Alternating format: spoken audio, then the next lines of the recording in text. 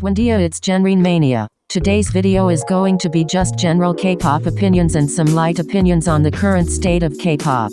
I'm happy that September is almost over. It's been a weird month, but I'm looking forward to October. Soolji solo, Le Sserafim comeback, Halloween, there's just a lot. Also, like Yeri said on Bubble, that there will be a lot of good news for Loves in the second half of the year, so obviously full group comeback, so slay. Also, let's pray it's not another fucking mini. Anyway, let's get into the video. I think Nmixx deserve better. So this video is being edited on the day of Nmixx's first comeback. I think I have a better idea of what Nmixx are trying to go for after hearing Dice. Although the song was messy, I think it's definitely a step up from OO. I think this song did a much better job at portraying their concept than OO did. The bridge is nice. Certain parts of the choreography were really nice. None of the vocals were lacking. But I fucking hated the little beat drop or like beat change thing. It felt unnecessary and felt like an excuse to do whatever that was. I didn't really care for the pre-chorus either, still not quite my type of music, but definitely better than OO. Not sure what JYP thinks is being accomplished by giving Nmixx songs like this. Fourth gen has a lot of big rookies. I think it'd be smarter to give them good music. I'm very disturbed by the way HYBE handled the Kim Garam situation. It's been a couple months since Garam's contract was terminated, but the reason I'm even mentioning this again is because of their recent documentary. I found the documentary insincere. Seeing how they literally went to great lengths to edit her out was just so odd to me. It was awkward seeing her hair in shots, like even seeing how they edited from angles where she wasn't seen. HYBE defended her, then axed her because of the backlash from allowing her to debut, and I genuinely blame social media. Stan Twitter especially was very disgusting and were saying very vile things about a literal minor. Meanwhile, the accusations were very clearly fraudulent. Some of them were so ridiculous that I knew immediately they were made up. There was no concrete proof ever. People didn't care, they just wanted to hate on another idol. When will K-pop stans learn? I'm not sure what the right thing would have been to do in terms of Kim Garam and the documentary, but I will say justice for Kim Garam. She did not deserve what y'all did to her. I'd love to see everyone be reprimanded for things they've been accused of doing in elementary. There is no fourth gen leader for girl groups anymore. I thought about this after I mentioned ITZY in my last video. So many fourth gen girl groups are selling well, are doing well with streaming, views, popularity, that I don't think it makes any sense to say there is a deficit fourth gen leader anymore. ITZY kind of marked the beginning of fourth gen, but I mean, you could really argue that ITZY, Espa, and even New Jeans and Le Sserafim are fourth gen leaders. Idol and Stacy as well, to some people, are fourth gen leaders.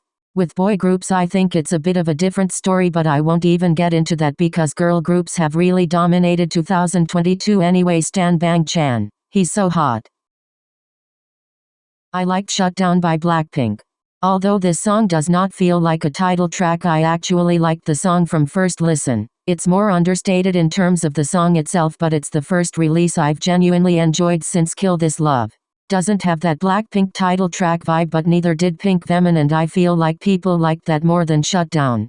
The rap in Pink Venom I didn't like quite as much, but I really loved the rap in Shutdown. Jennie slayed. This is definitely her song. Jisoo also stood out for me. Overall, I haven't been a big fan of a lot of Blackpink's more recent releases, but this was a good title track to me. I feel like this song isn't as popular as I would have expected. It's kinda being slept on, which is crazy to say for a Blackpink release. Something that I've recently realized is there's a lot of unfair hate towards Espa for lip syncing, but not other fourth gen groups who literally do the same. I'm not delusional, so I'm not going to sit here and say Espa perform live a lot. It's clear they lip sync most of the time, they don't even really try to hide it. But other fourth gen groups also lip sync just as much. I've lip sync a lot as well, but I never see the same reaction. It does bother me that Espa don't sing live as much as they should, but coming for them when we don't come for other groups isn't fair.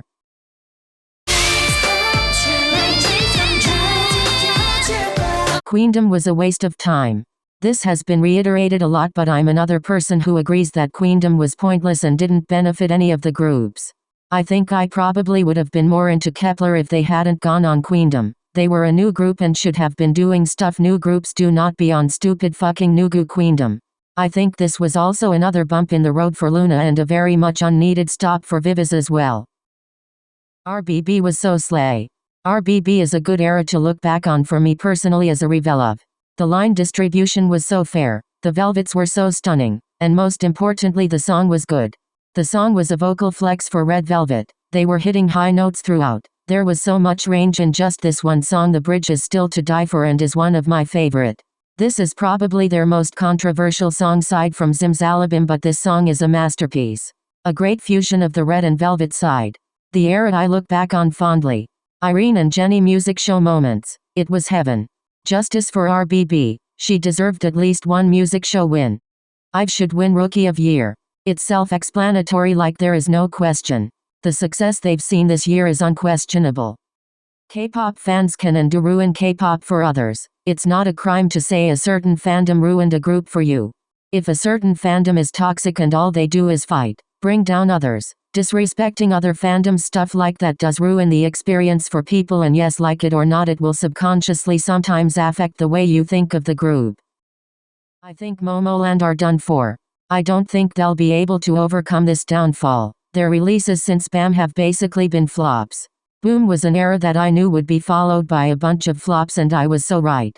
Rip Momoland pre-Boom. Freeze still their best title track. I really dislike Somi's new music. I've loved Somi since before IOI, so I was very happy she was going solo. I now realize she probably would have sounded better in a group. I don't think her voice is strong enough for her to be a soloist. She's a great singer, but I get bored of her voice very easily, and her songs are also just bad to me. What you waiting for? Dum Dum. XOXO. All left something to be desired. Me feeling this way is no longer a shock considering the producer. Yes, some of the songs are cute, but they just don't hold up and they just serve mediocre. So sad to say, because I really thought I was going to live for her solo stuff. Anyway, that's it for today's video. A couple days have passed since editing and my opinions on certain things have kinda changed, but for the most part this is the tea. I hope nothing I said hurt anyone's feelings, because I love all of the groups in this video and my opinions change all the time. It's really not that deep. Getting closer to October, so yay. Soul G solo. Les Seraphim comeback, yay. Bunche has bangs now per. Anyway, Red Velvet comeback when. We need the world to hear. Stan One Young. Bye.